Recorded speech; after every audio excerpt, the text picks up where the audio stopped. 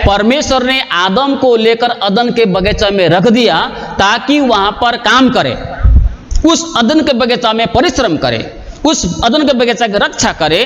काम, परिश्रम परमेश्वर का योजना का एक भाग है और वो चाहता है कि हम लोग काम करें, हम लोग परिश्रम करें, परमेश्वर चाहता है। अगर आप दूसरा थिस्सलुनीके 3:10 में पढ़िए तो वहां पर लिखा है, कोई काम नहीं करता है तो खाना भी मत खाइए बोला है।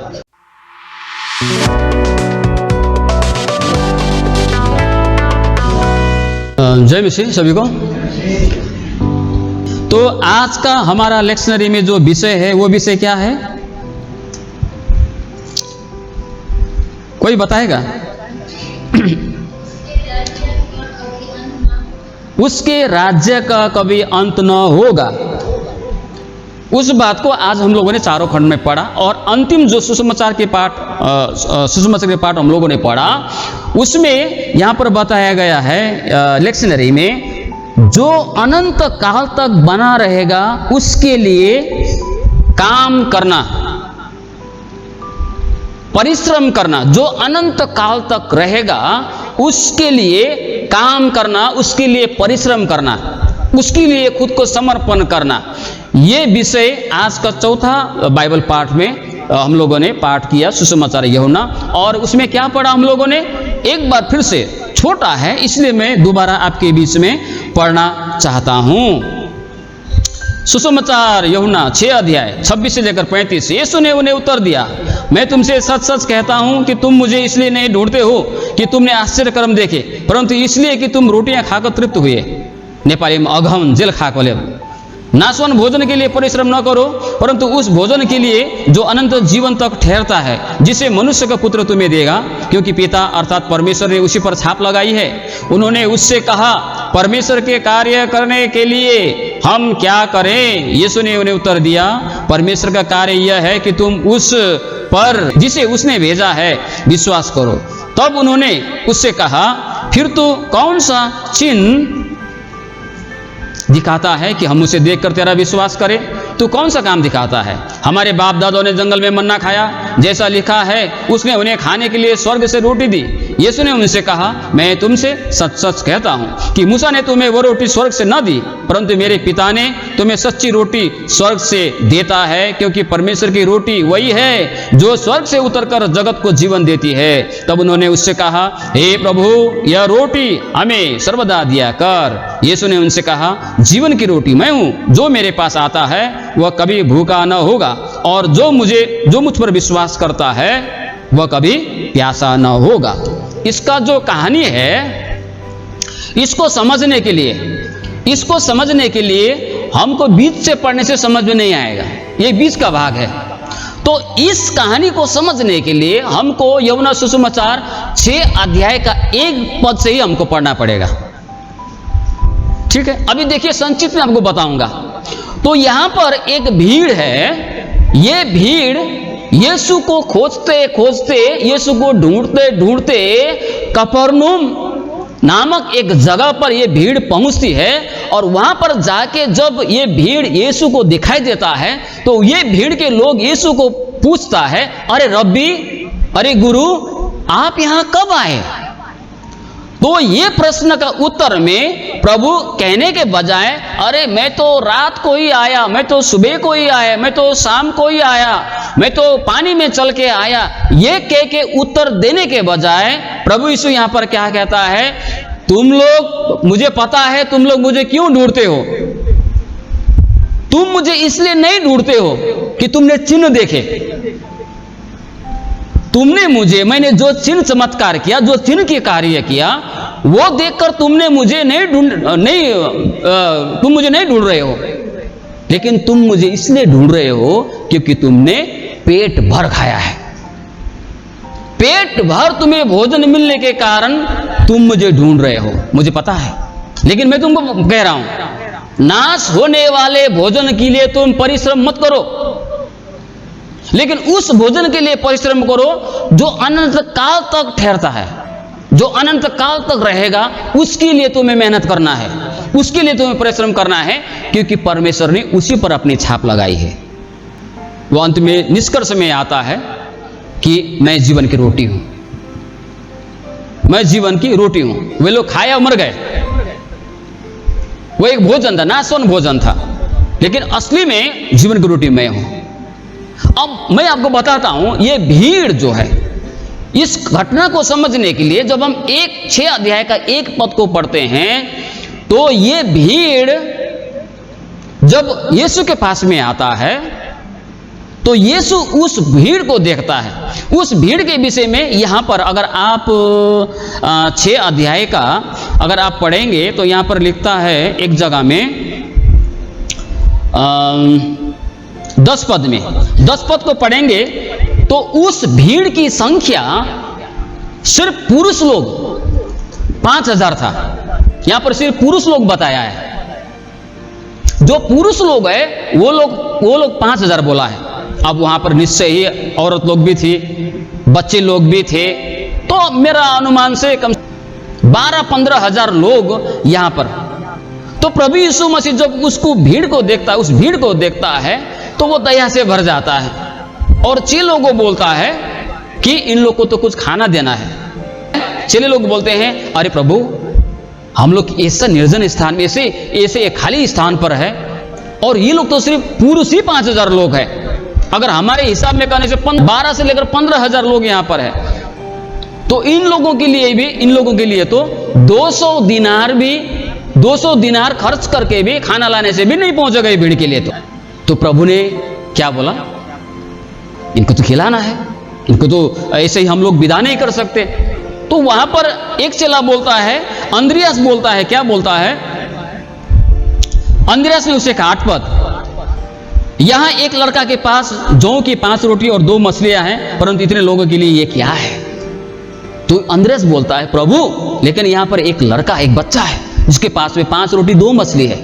तो प्रभु ने बोला, सबको बिठाओ। सबको बिठाया गया और बिठाने के बाद में प्रभु ने उस रोटी के लिए धन्यवाद दिया, 5 रोटी 2 मछली के लिए धन्यवाद देने के बाद क्या किया, बांटने के लिए आरंभ किया। सब लोग 12-15 हजार, यहाँ 5000 दिया है, हमारे हिसाब से उतना होगा, सबको खिला के भी वहां पर और भी वो भोजन और भी खाना बच जाता है। अब जब लोगों ने देखता है कि अरे आज ऐसा अद्भुत व्यक्ति, तो क्या किया इन्होंने क्या किया, उन्होंने एक काम करने के लिए वो शुरू किया। यहां पर अगर पढ़ने से हमको पता चलेगा 15 पद में, 15 पद के अनुसार, जब उन्होंने परमेश्वर प्रभु यीशु की इस चमत्कार के कार्य को देखा, जब उनको इस छोटी सी खाना से उन कितने भीड़ को खिलाया गया, तो उन्होंने क्या बोला, यीशु को राजा बनाना चाहा। वो लोग ने क्या चाहा, राजा बनाना चाहा। जब प्रभु को पता चला कि ये हमको राजा बनाने वाला है, तो प्रभु ने क्या किया, प्रभु वहां से उन लोगों से अलग हो गया। और जब वहां पर भीड़ के साथ वहां पर अलग थे, चेले लोग एक नाव में चढ़कर चेले लोग चले गए, प्रभु प्रार्थना करने के लिए चले गए। दूसरे सुसमाचार के आधार पर प्रभु प्रार्थना करने के लिए चले गए। और उसके बाद भीड़ लोग भी अपने अपने घर गए। अब घर में जाके अभी उन लोगों ने क्या बात किया होगा, 5000 पुरुष मतलब 12000, अगर 10,000 भी लेंगे।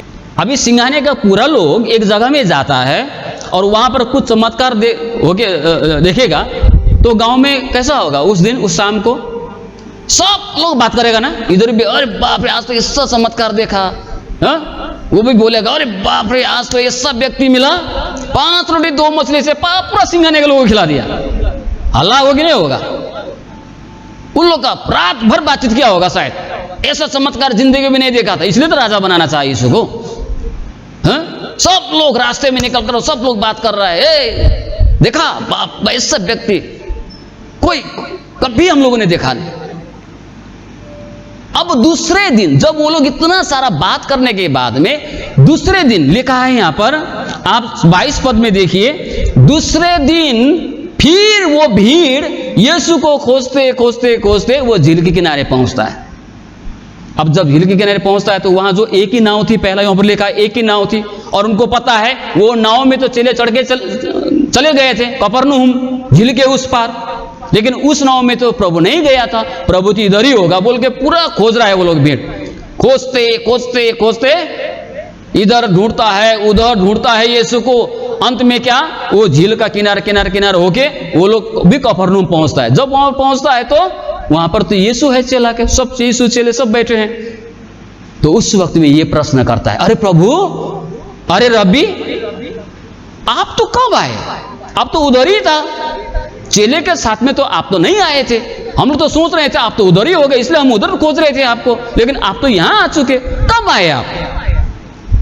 तो इसके उत्तर में प्रभु बोलता है, तुम मुझे इसलिए नहीं ढूंढ रहे हो कि मैंने चिन्ह दिखाया, लेकिन तुम मुझे इसलिए ढूंढ रहे हो क्योंकि तुमको पेट भर खाना मिला है। नाशवान भोजन, नाश होने वाले भोजन को मत ढूंढो, नाश हो जाने वाले भोजन की खोज मत करो, नाश होने वाले भोजन के लिए परिश्रम मत करो, लेकिन उस भोजन के लिए परिश्रम करो जो हमेशा रहता है, अनंत काल तक रहता है। उसी में परमेश्वर ने अपने छाप लगाई है। Hallelujah, hallelujah. ये चर्च, ये बिल्डिंग बिलीवर चर्च का है बोल के कैसे पता चलेगा? कैसे पता चलेगा? ये बिल्डिंग बिलीवर चर्च का बिल्डिंग है, बिलीवर चर्च ने दिया है बोल के कैसे पता चलेगा? आगे बोर्ड है, आगे क्या है? बोर्ड है। उधर देखने वाले लोग बोलेंगे ओ ये बिलीवर चर्च है। अगर बोर्ड नहीं होने से, कुछ भी लिखा नहीं होने से, ये कौन सा चर्च है, नाम भी नहीं है। ठीक इसी प्रकार से परमेश्वर ने कुछ चीजों पर, कुछ बातों पर छाप लगाया है, उसको छाप दिया गया है। उसको क्या? छाप मतलब का अधिकार को दिखाता है। छाप मतलब है स्वीकृति। मैं आपके, जब हम लोग किसी में सिग्नेचर करते हैं, एग्रीमेंट में सिग्नेचर करते हैं, मैं राजी हूं, तो कुछ बात है, कुछ चीजें है जिसमें परमेश्वर ने छाप लगाया है जो अनंत काल तक रहेगा। तो यहां पर प्रभु क्या बोलता है? प्रभु बोलता है तुम लोग को परिश्रम करना है। और प्रभु बाइबल में जब हम देखते हैं, उत्पत्ति का पुस्तक में जब हम पढ़ते हैं, उत्पत्ति का पुस्तक 2 अध्याय का 15 वचन में पढ़िए तो वहां पर लिखता है, परमेश्वर ने आदम को लेकर अदन के बगीचा में रख दिया ताकि वहां पर काम करे, उस अदन के बगीचा में परिश्रम करे, उस अदन के बगीचा की रक्षा करे। काम, परिश्रम परमेश्वर का योजना का एक भाग है, और वो चाहता है कि हम लोग काम करें, हम लोग परिश्रम करें, परमेश्वर चाहता है। इसीलिए क्या कहता है, अगर आप दूसरा थिस्सलुनीके 3 का 10 पद में पढ़िए तो वहां पर लिखा है, कोई काम नहीं करता है तो खाना भी मत खाइए बोला है। दूसरा थिस्सलुनीके 3 का 10 में अगर काम नहीं करेगा तो खाना भी मत खाओ बोला है। अगर तुम परिश्रम नहीं करता है तो खाना भी नहीं खाओ बोल के दूसरा थिस्सलुनी 3 का 10 पद में लिखा है। अब जब उत्पत्ति के पुस्तक में हम देखते हैं कि जब अदन का बाग में लेके जब परमेश्वर ने आदम को उस अदन का बगीचा में काम करने के लिए, परिश्रम करने के लिए वहां पर रख दिया, तो वहां पर ठीक उसके नीचे 17 पद में, 15 पद में काम, परिश्रम प्रभु देता है आदम को, लेकिन 17 पद में नीचे पढ़िएगा तो वहां पर लिखता है परमेश्वर ने वहां पर आज्ञा दिया है, अर्थात वहां पर आत्मिक बातें हैं। आत्मिक, आदम को यह याद रखना था कि जब हम परिश्रम करते हैं तो हमेशा उसके मन में याद रहने चाहिए कि परमेश्वर के लिए भी कुछ करना है, परमेश्वर भी कुछ हमको करने के लिए दिया है। यह बात को भी आदम को नहीं भूलना चाहिए था, नहीं भूलना है। तो परिश्रम, काम परमेश्वर की योजना का एक भाग है हमारे जीवन में। हमें काम करना चाहिए, हमें परिश्रम करना चाहिए, हमें मेहनत करनी चाहिए, परमेश्वर यही चाहता है। लेकिन यहां पर प्रभु बोलता है उस भोजन के लिए तुम परिश्रम मत करो। तुम मुझे ढूंढते हो लेकिन मैंने चिन्ह किया इसलिए तुम मुझे नहीं ढूंढते हो, लेकिन तुमको पेट भर खाना मिला इसलिए तुम मुझे ढूंढते हो बोल के यहां पर प्रभु उस भीड़ से बोलता है। और प्रभु नीचे बोला तुम परिश्रम करो लेकिन उस नाशवान भोजन के लिए परिश्रम मत करो। प्रभु ये नहीं कह रहा है कि तुम भोजन के लिए परिश्रम मत करो। अगर हम लोग परिश्रम नहीं करेगा तो भोजन हमको मिलेगा? कोई खिलाएगा हमको? कहीं से मिलेगा? नहीं। हमको परिश्रम करना है। हमको मेहनत करना है, लेकिन प्रभु यीशु का कहने का तात्पर्य, प्रभु यीशु का कहने का उद्देश्य नाशवान भोजन के लिए तुम परिश्रम मत करो। ये कहने का मतलब है तुम्हारा पूरा फोकस, तुम्हारा पूरा ध्यान, तुम्हारा पूरा प्राथमिकता उसी में लगी नहीं रहनी चाहिए। दुनिया में कई सारे ऐसे लोग हैं जो लगे रहते हैं उसी को पाने में, उसी को लेने में, उसी को प्राप्त करने में। चाहे अभी नाशवान भोजन कहने से हम लोग समझ सकते हैं सांसारिक वस्तु, नाम, शोहरत, इज्जत, पैसा, रुपया, धन, क्या है, गाड़ी, बंगला, घर बनाना इत्यादि सब कुछ उसी के पीछे, लेकिन सब तो एक दिन तो नाश हो जाएगा। प्रभु ने बोला, यहाँ शायद हो सकता है कुरिन्थियों के पत्र में हो सकता है, पेट भोजन के लिए और भोजन पेट के लिए, लेकिन दोनों नाश होगा, दोनों नष्ट किया जाएगा। तो प्रभु यहाँ बता रहा है तुमको परिश्रम करना है, परिश्रम किए बिना तुम खाना मत खाओ, परिश्रम तुमको करना है, लेकिन तुम्हारे जीवन की जो खोज होनी चाहिए, जो तुम्हारे जीवन की जो प्राथमिकता होनी चाहिए, तुम्हारे जीवन की जो मूल इच्छा होनी चाहिए, वो कौन सी होनी चाहिए? वो होनी चाहिए उस भोजन के लिए जो कभी नाश नहीं होगा।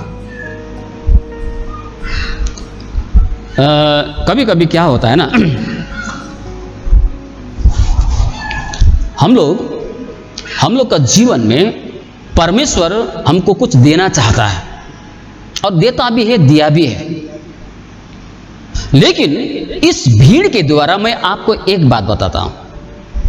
जब आप 6 का 1 से आप पढ़ने के लिए शुरू करेंगे तो पहले ये भीड़ ने भोजन के लिए यीशु को नहीं खोजा था।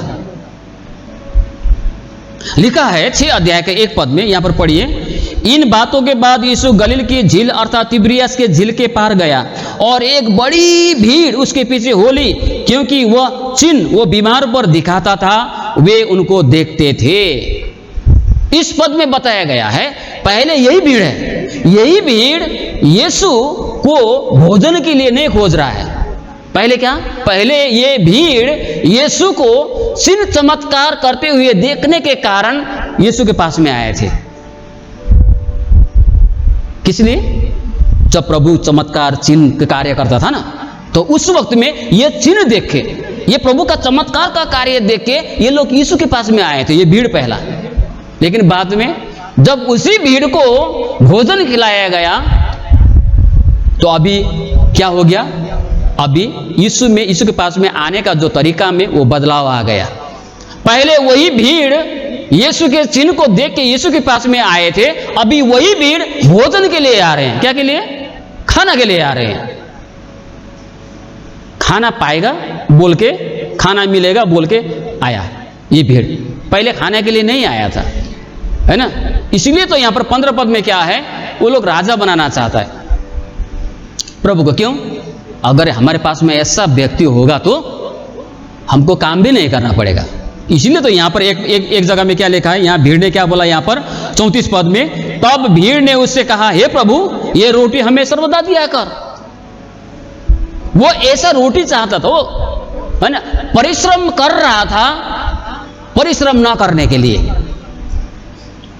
यीशु को वो राजा इसलिए बनाना चाहता था क्योंकि यीशु ने क्या किया था, 5 रोटी 2 मछली से सारा गांव को खिला दिया था। उन्होंने सोचा होगा ना, अगर ये व्यक्ति हमारे साथ में रहेगा, ये व्यक्ति हमारा राजा होगा, ये व्यक्ति हमारा गांव का मुखिया होगा, तो हमको काम भी नहीं करना पड़ेगा, हमको मेहनत भी करना नहीं पड़ेगा। इसके पास में 2 रोटी और 5 रोटी 2 मछली लाओ और ये तो पूरा एकदम गांव को खिला देगा, हमको क्या परिश्रम करने का आवश्यकता है बोल के इन लोगों का मन में ये विचार आया होगा।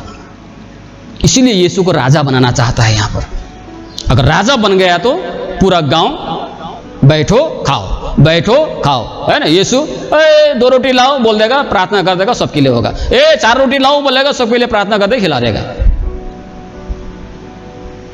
तो इन लोग का जो दिमाग है, इन लोग का जो सोच है, पहले जो यीशु को विश्वास किया था, यीशु के पास में आए थे, वो चिन्ह देखकर आए थे। लेकिन अभी इनका जो विश्वास है, जो यीशु के पास में आने का जो तरीका है, उसमें बदलाव आ गया। अभी इसका ध्यान कहां गया? अभी रोटी में चला गया। तो इसलिए यीशु ने बोला, तुम लोग मुझे, मैंने जो चिन्ह का काम किया वो देख के विश्वास नहीं किया तुमने। अर्थात प्रभु कह रहा है, तुमको तो ये चिन्ह देख के तो तुमको तो उस बात को समझना चाहिए था।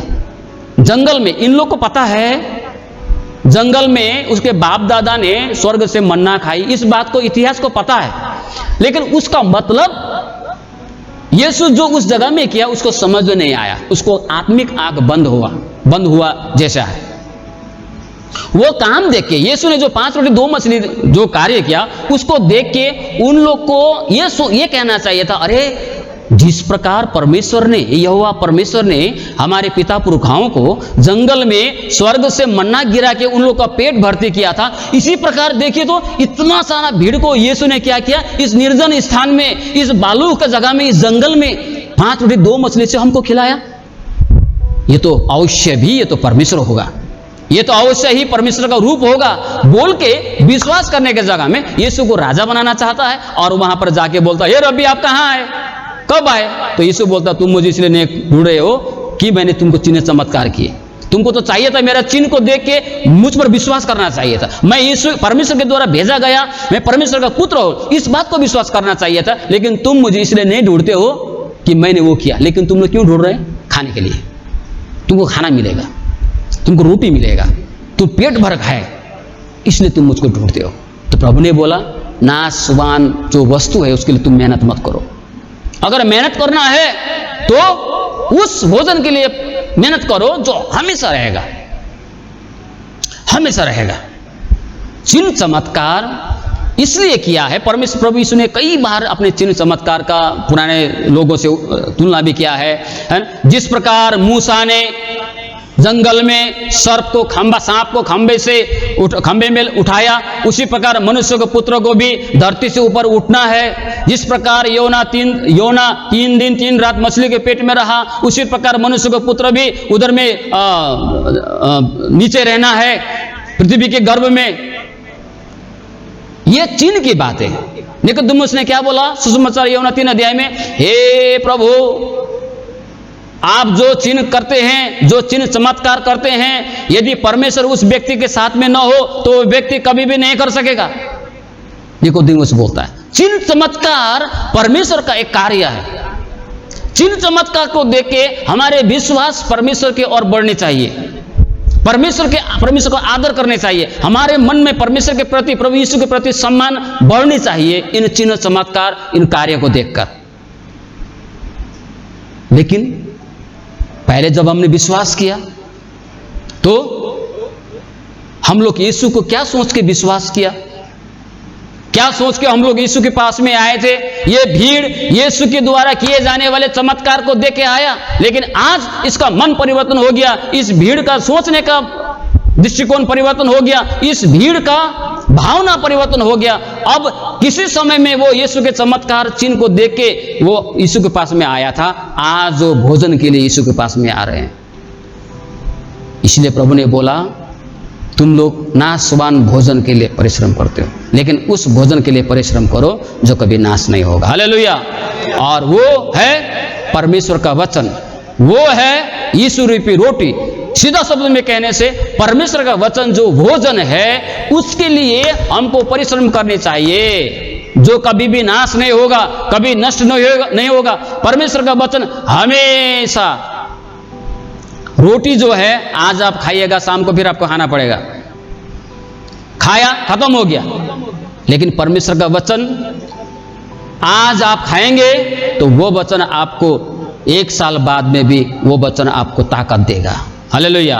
वो वचन सदा रहता है, वो वचन आपको हिम्मत देगा, वो वचन आपको साहस देगा, वो वचन आपको आशीष लाएगा। वो परमेश्वर का वचन रूपी भोजन हमेशा रहता है। आज रोटी खाया वो खत्म हो गया, बाथरूम में गया खत्म, लेकिन ये नाश ना होने वाला रोटी जो ये परमेश्वर का वचन है वो आज अगर आप खाएंगे, आज शाम को खाएंगे, आज सुबह खाएंगे, प्रत्येक दिन खाएंगे, किसी दिन होगा वो वचन आपकी जिंदगी में नया होके आएगा।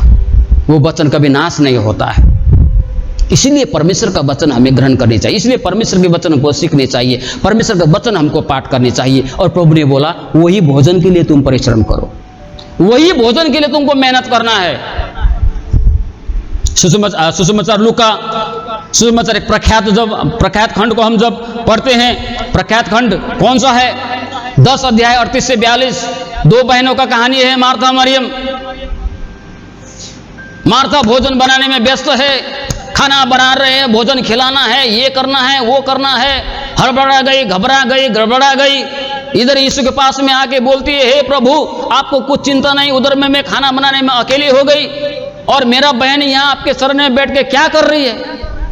तो प्रभु ने क्या बोला?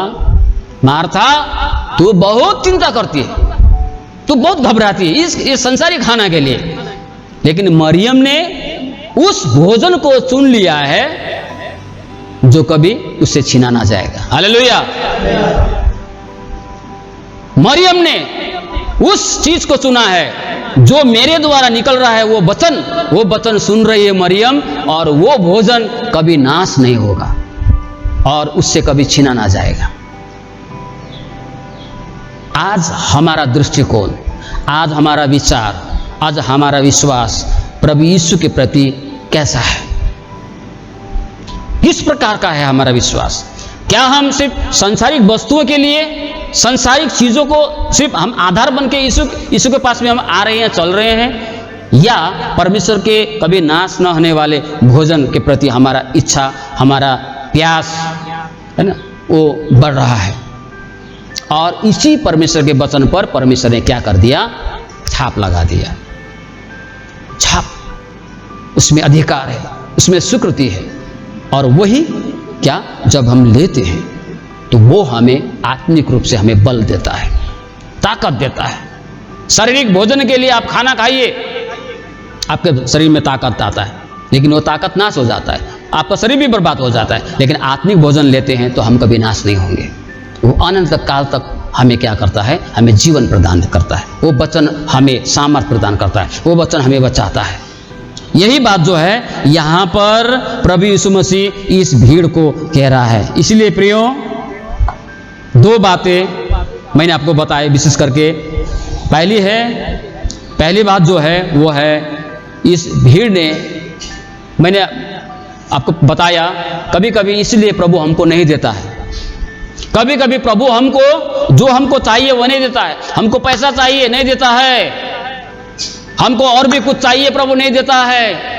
क्योंकि प्रभु एक बार दे के देखा, जब हमको नहीं मिलता है तो प्रभु के प्रति हमारा विश्वास कुछ और होता है, लेकिन जब वो मिल जाता है तो हमारा दृष्टिकोण परिवर्तन हो जाता है। पहले ये भीड़ यीशु को इसलिए विश्वास नहीं किया था कि उनको रोटी मिलेगा, लेकिन जब रोटी दिया गया तो ये लोग भटक गए और रोटी के पीछे चले गए। हमारे जिंदगी में कभी कभी हम ऐसा करते हैं। कभी कभी प्रभु हमको कभी कभी धन देता है, कभी पैसा देता है। उस वक्त में पैसे आने से पहले हम प्रभु के पास में हैं, कोई ये नहीं है, लेकिन पैसे आने के बाद में हमारा दृष्टिकोण परिवर्तन हो जाता है, हमारा सोच परिवर्तन हो जाता है। इसलिए कभी कभी प्रभु हमको प्रदान नहीं करता है। याकूब कहता, तुम मांगते हो लेकिन पाते नहीं हो। तो ये सारी बातें प्रभु यीशु ने भीड़ को बताने के साथ साथ आज हमको भी बता रहा है। और इस बात में हमें हमेशा हमेशा हमेशा हमेशा वो नाश होने वाले वस्तुओं के पीछे चलने से अच्छा है हम हमेशा रहने वाले परमेश्वर के वचन प्रभु यीशु के पीछे हम निस्वार्थ भावना से, सच्चे दिल से, सच्चे विश्वास के साथ में बढ़े, और वही हमको जीवन दान देगा। प्रभु इन वचनों में हम सभी को आशीष दे।